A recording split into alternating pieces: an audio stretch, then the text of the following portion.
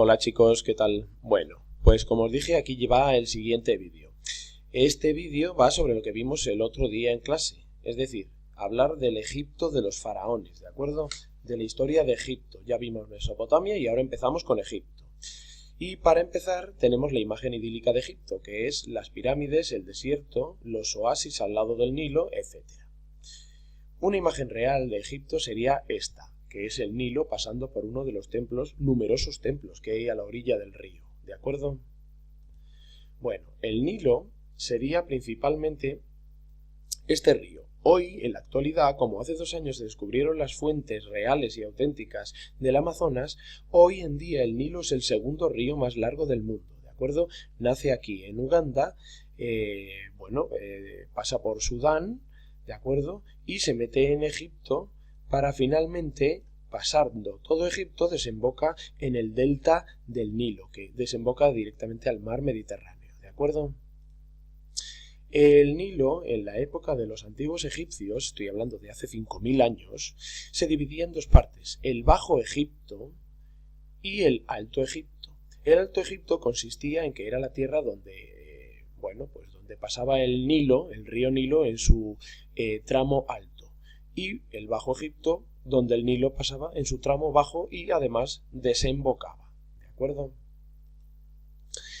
Lo que ocurrió fue que a lo largo de todo este río había un montón de pueblos distintos, pero lo que ocurrió es que en el milenio quinto antes de Cristo, en torno al 5000 antes de Cristo, todas estas tribus que poblaban el Nilo se reunieron a las orillas de él para aprovecharse de su agua, aprovecharse de sus campos de cultivo y de su humedad para cultivar. ¿De acuerdo?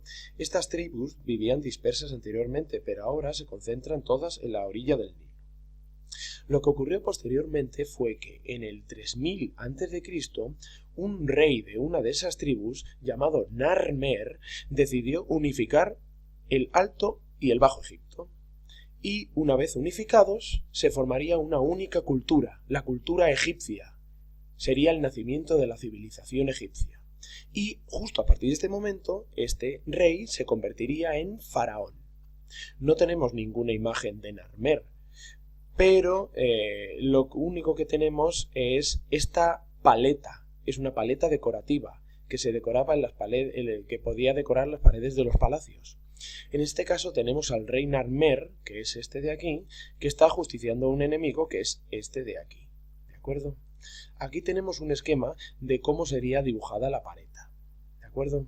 Y aquí más o menos nos lo explica mejor.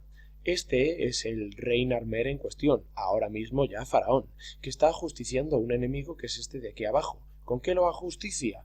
Pues con esta especie de porra, ¿de acuerdo? Y aquí detrás tenemos a un sirviente suyo, que es el portasandalias. ¿Por qué? Porque fijaos, está llevando las sandalias del faraón.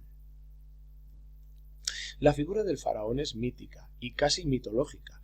La imagen que tenemos de ellos es esta, prácticamente. En todas las representaciones de escultura del faraón aparece igual, ¿de acuerdo?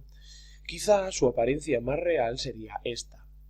Llevaría un tocado como este tipo, que era muy característico para la moda de la época, y luego otro tipo de atributos y decoraciones como esta, que voy a explicar ahora a continuación.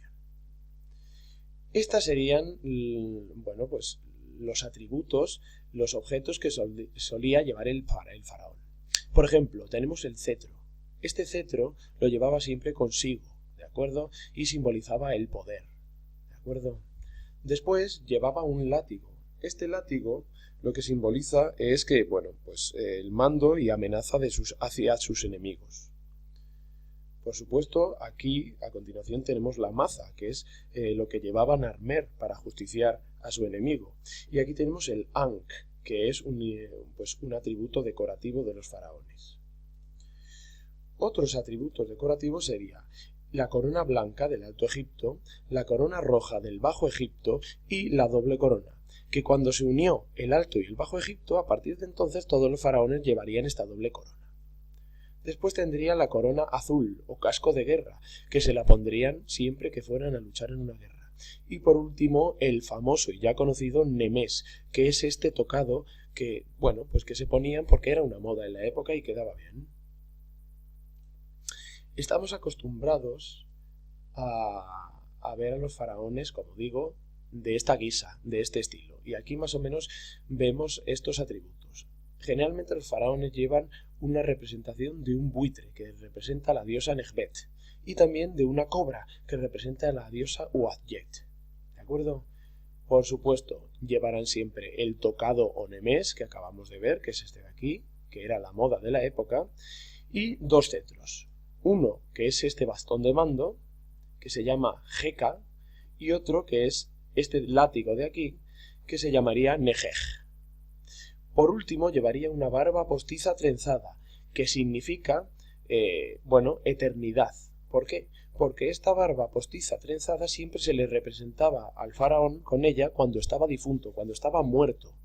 Y lo único que mostraba es que este faraón, a pesar de estar difunto, siempre sería eterno.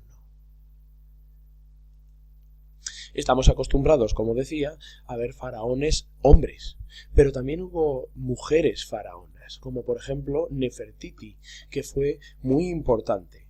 Se casó con Amenofis IV y reinó y gobernó Egipto con él con igualdad de poderes. Casi 2000 años después hubo otra gran faraona, que fue Cleopatra. Esta quizá fue la última gran faraona. Vivió en la época de Jesucristo y además estuvo muy relacionada con algunos mandatarios romanos. ¿De acuerdo? Estuvo incluso liada con algún mandatario romano. Aparte de los faraones, hay que tener en cuenta cómo era la sociedad de Egipto. ¿De acuerdo? Se construía una pirámide social, en donde en lo alto del todo estaba el faraón. Era el más privilegiado de todos. Dentro de los privilegiados estaban también los sacerdotes, que eran los que unían a los fieles con los dioses, ¿de acuerdo? Habitaban en los templos, dirigían los ritos religiosos, ¿de acuerdo?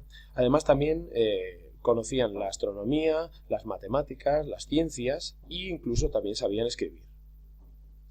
Después tenemos los guerreros o soldados, que protegían el territorio de los enemigos exteriores, ¿de acuerdo? Y eran muy valorados. Y por último, dentro de los privilegiados, tenemos a los escribas y a los funcionarios, ¿de acuerdo? Que conocían el cálculo, sabían escribir, sabían leer y sabían contar, por supuesto, ¿de acuerdo? Después tenemos las clases no privilegiadas, que son los campesinos, artesanos y comerciantes, y además los esclavos.